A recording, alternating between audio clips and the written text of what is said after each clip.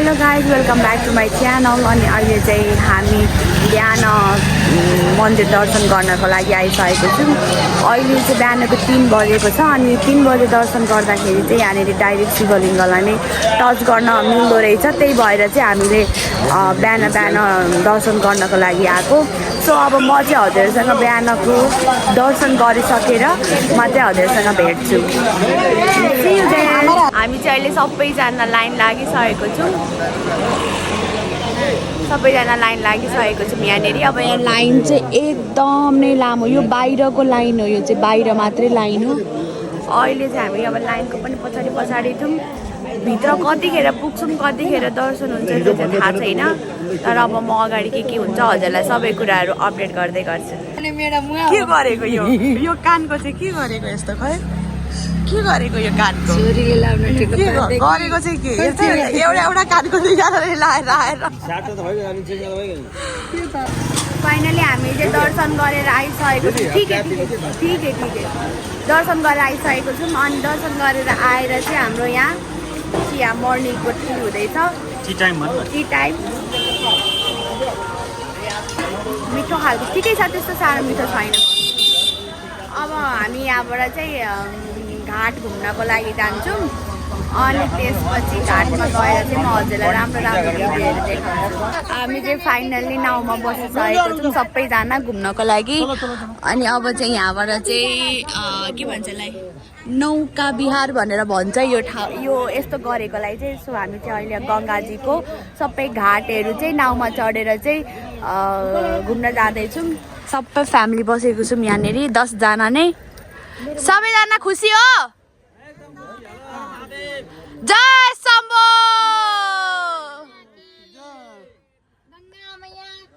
जय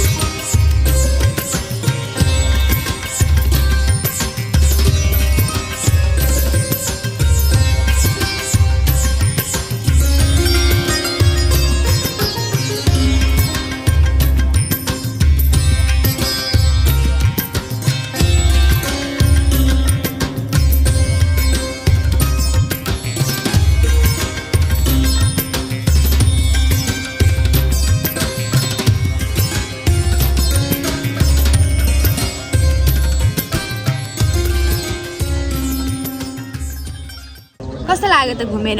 धेरै राम्रो रमाइलो भयो होइन?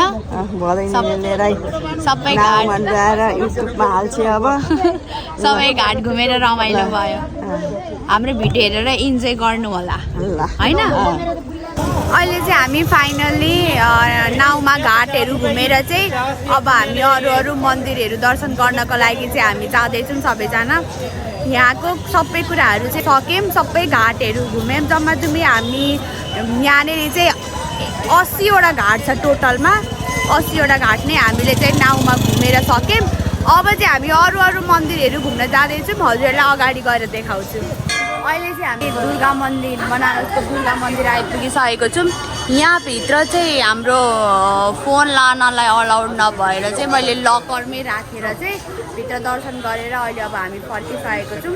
अब नेक्स्ट हाम्रो अर्को मन्दिर जान लागेको छौँ, कहाँ जान लागेको छौँ भनेर म हजुरलाई उहीँ पुगेपछि भन्छु। अहिले चाहिँ हामी श्री सत्यनारायण तुलसी मानस मन्दिर आइपुगिसकेको छौँ बनारसको।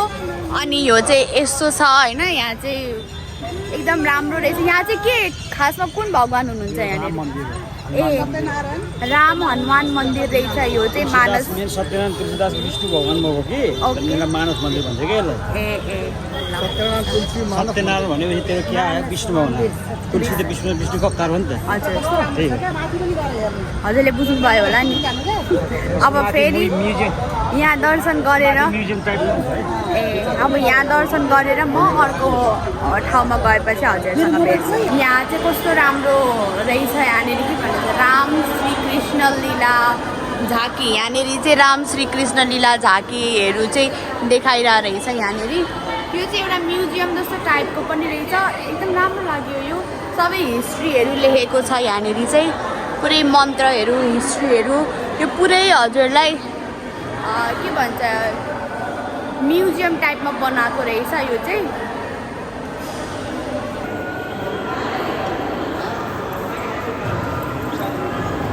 अहिले चाहिँ हामी त्रिदेव मन्दिर आइसकेको छौँ यो चाहिँ के बाबा कुन मन्दिर हो काली मन्दिर खाटु श्याम बाबा मन्दिर र त्रिदेव मन्दिर यो चाहिँ खाटु श्याम बाबा त्रिदेव मन्दिर हो यो चाहिँ अब यहाँनिर हामी आइसकेको छौँ अब यहाँनिर आइपुगेपछि म भित्र जान्छु सायद भित्र चाहिँ लान मिल्दैन होला क्यामेरा सो हजुरहरू चाहिँ यहीँबाट हेर्नु होला अब म भित्र दर्शन गरेर आएर फेरि हजुरहरूसँग नेक्स्ट मन्दिरमा गएर भेट्छु अहिले चाहिँ हामी उता विश्वविद्यालय यो चाहिँ काशी विश्वविद्यालय यो चाहिँ युनिभर्सिटी रहेछ अनि यो युनिभर्सिटीभित्र चाहिँ सबै डिपार्टमेन्टको सबै फ्याकल्टीको पढाइहरू हुँदो रहेछ होइन अनि यहाँनिर चाहिँ विश्वनाथ मन्दिर चाहिँ यहाँबाट टाढा हुन्छ भनेर चाहिँ यही युनिभर्सिटीमा चाहिँ एउटा मन्दिर विद्यार्थीहरूको लागि चाहिँ एउटा मन्दिर विश्वनाथ बाबाको एउटा मन्दिर यहीँभित्र पनि बनाइदिएको रहेछ सो हामी चाहिँ ती मन्दिर हेर्नको लागि जाँदैछौँ यो चाहिँ एकदम ठुलो एरियामा बनेको रहेछ नेपालको राजनीतिज्ञहरू मान्छेहरू पनि पढेका ठाउँ हो यो यहाँ चाहिँ सबै नेपालीहरू बाबुहरू कृष्णप्रसाद भट्टराईहरू गणेशमान सिंहहरू ए हो इत्यादि सबै हाम्रो ठुला ठुला जुन पनि नेताहरू छन् यहाँ सबले पढेका हुन् ए यो युनिभर्सिटीमा ओके भनेपछि यहाँ चाहिँ पहिलाको नेपालीहरू पनि आएर चाहिँ यहीँ आशा लिएर बस्ने हुन्छ यहीँ आएर चाहिँ पढेर चाहिँ पास आउट भएर चाहिँ नेपाल गएको रहेछ सो त्यही हो अब भित्र गएर म के छ यदि मेरो मोबाइल चाहिँ लानलाई अलाउड छ भने चाहिँ म लगेर पक्कै देखाउँछु छैन भने चाहिँ फेरि आएर हजुरसँग भेट्छु यो चाहिँ उताकै मन्दिर जस्तो आकारमा बनेको रहेछ यो चाहिँ जस्तो विश्वनाथ मन्दिर छ मेन मन्दिर छ यहाँको पनि मन्दिर चाहिँ काइन्ड अफ सेम त छैन तर त्यस्तै आकारमा त्यस्तै तरिकाले चाहिँ बनाएको रहेछ यहाँ पनि यो चाहिँ श्री विश्वनाथ मन्दिर यहाँ चाहिँ कस्तो मजाले स्केच पनि बनाउनको लागि लाइभ स्केच बनाउनको लागि मान्छे चाहिँ बसाएर रहेछ सो नाइस